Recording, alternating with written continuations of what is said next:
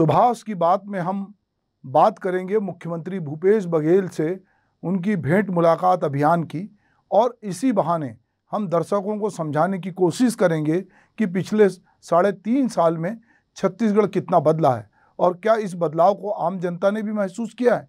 शुक्रवार को हमारी टीम उत्तर बस्तर में चल रहे मुख्यमंत्री भूपेश बघेल के भेंट मुलाकात कार्यक्रम को बेहतर ढंग से कवर करने के लिए उनके साथ थी। मैं खुद हेलीकॉप्टर में उनके साथ पूरी यात्रा में था। इस दौरान मुख्यमंत्री से कई मुद्दों पर बातचीत हुई।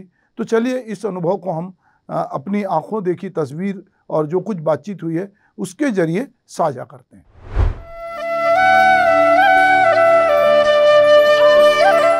तपती धूप में जहां लोग बहुत ही ज़रूरी काम से ही अपने घर से निकल रहे हैं, इस तपिश में भी लोग अपने मुख्यमंत्री से मिलने एक ज़रूरी काम की तरह पहुंच रहे हैं।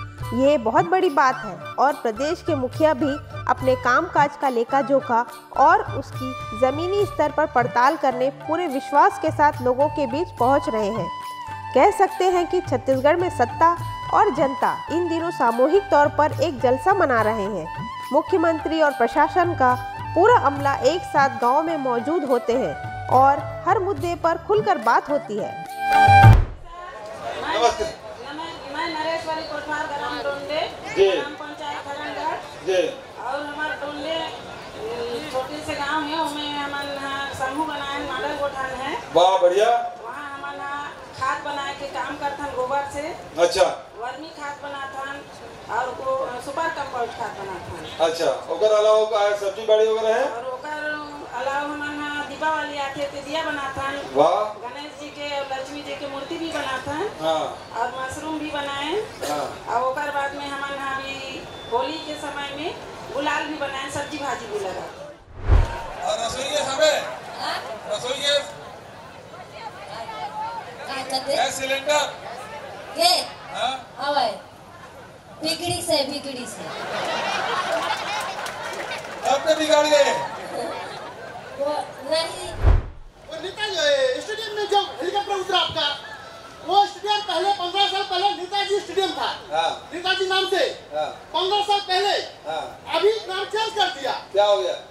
दूसरा नाम चेंज कर दिया, श्यामा प्रसाद दूसरा, और उसका बीजेपी का रंग बना दिया था। तो तुम लोग क्या चाहते हो?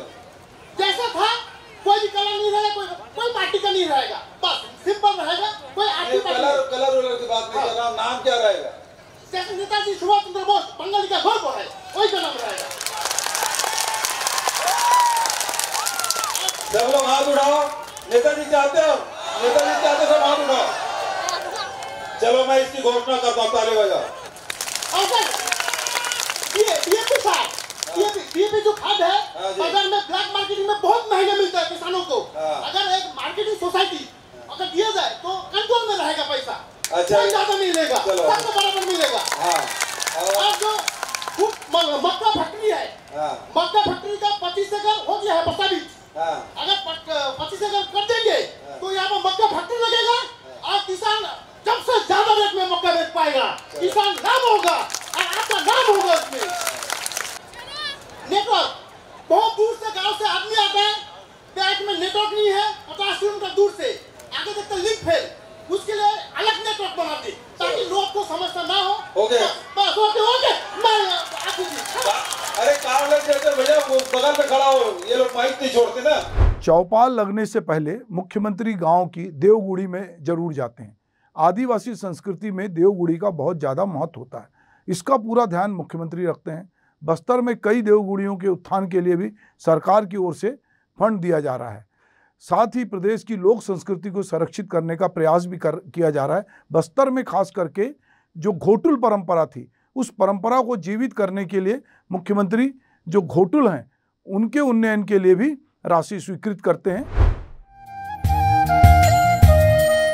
हमने महसूस किया है कि ग्रामीण प्रदेश के मुखिया के सामने खुलकर अपनी बात रखते हैं। दरअसल भूपेश बघेल के तेवर के चलते छत्तीसगढ़ का निवासी खुद को सरकार के साथ ज़्यादा जुड़ा हुआ महसूस कर पा रहा है। गांव में फिर गोबर खरीदी हो या फिर 2500 की दर पर धान खरीदी, इनसे लोग सरकार के साथ एक रिश्ते में नजर आ रहे हैं। ये अपने आप में बड़ी बात है। एक बात और हमने गौर किया है कि लोगों के जीवन में सरकार द्वारा कर्ज माफी से बहुत राहत आई है। 3 साल बाद भी लोग इनके लिए मुख्यमंत्री का शुक्रिया अदा करते नजर आ रहे हैं।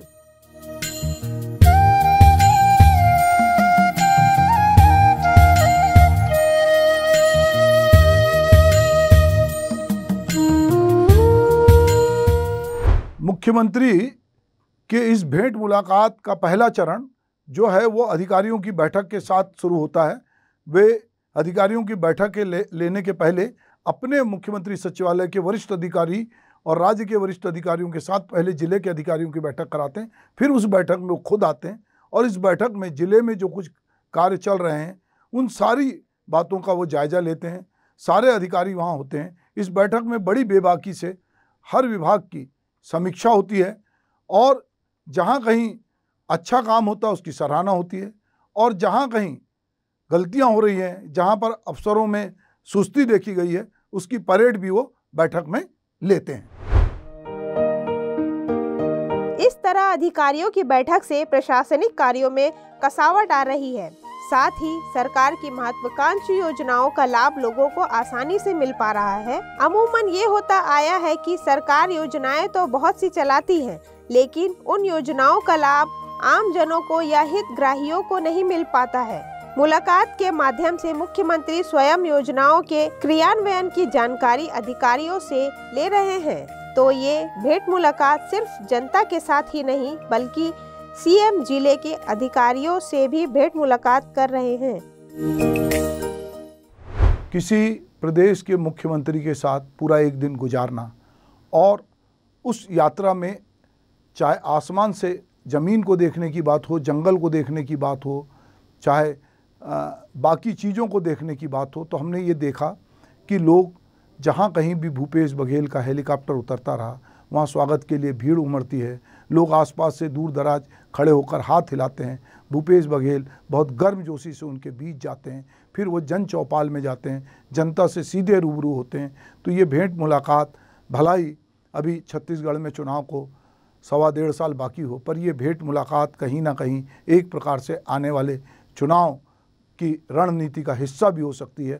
भूपेश बघेल इस भेंट मुलाकात के बाद अपना एक एजेंडा तय कर सकते हैं कि उन्हें जनता के बीच किस तरह से जाना है और जिस तरह से भूपेश बघेल जनता के बीच जा रहे हैं और जिस तरह का स्वागत उनका हो रहा है, तो लगता है कि आने वाले समय में जीत का परचम उन्हीं के हाथ में होगा।